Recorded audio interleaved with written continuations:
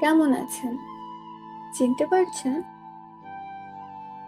ভালো আছি। শুধু আপনাকে না পাওয়ার কষ্ট আছে। আপনাকে ভুলে যাওয়া সম্ভব না। বাসার সবাই কেমন আছে? ভালো। আপনার?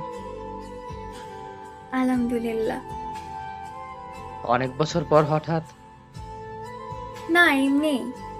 কিছুদিন আগে মেঘার সাথে কথা হয়েছে। হুম, আমার সাথে মাঝে মধ্যে কথা হয়।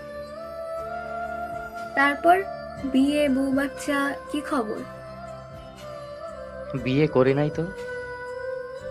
মেঘাকে কি সব বলেন? কি বলবো? আপনি নাকি আমার জন্য বিয়ে করেন নাই, আমার জায়গা অন্য কাউকে দিতে পারবেন না। এখনো ভালোবাসেন আমাকে? যা বলেছি সবকিছু সত্যি। হ্যাঁ, আপনার জায়গায় অন্য কেউ দেওয়া সম্ভব না। যে হাত একবার আপনি ধরেছেন, ওই হাত আমি অন্য কাউকে ধরতে দিতে পারি না। কিন্তু আপনি তো জানেন আপনি আমাকে পাবেন না কখনো। আমাকে আপনি লাস্ট 2 বছর ধরে দেখেনও নাই।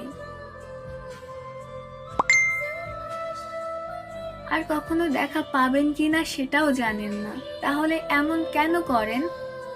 এখন বিয়ে করা দরকার আপনার। আপনার আম্মু এমন অবস্থা। আমি জানি আপনাকে পাবো না, কিন্তু আপনার প্রতি আমার ভালোবাসা ফুরাবে না। সেটার জন্য কি আমি দায়ী?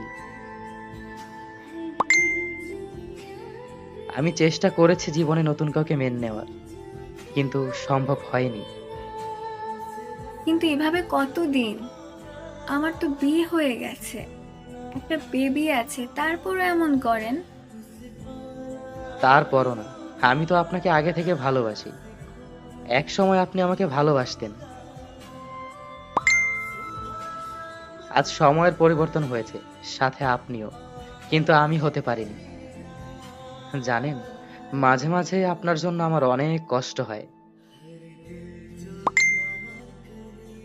আমি একটা পুরুষ মানুষ, বাচ্চাদের মতো কান্না করি আপনার জন্য। আমি বেইমানি করেছি আপনার সাথে, এসব ভেবে ভুলে যান। বললাম তো চেষ্টা করেছি, কিন্তু পারিনি। সেই পুরনো সময়গুলো মনে পড়ে অনেক। একটা সময় আপনি বলতেন আপনাদের এলাকায় যাওয়ার জন্য, কিন্তু আমি যেতে পারতাম না। আর এখন কত যায় আপনাদের এলাকায়। জানেন, মাঝে মাঝে আপনার জন্য অনেক খারাপ লাগে। আপনার মনে আছে ওই শিমুল গাছের কথা?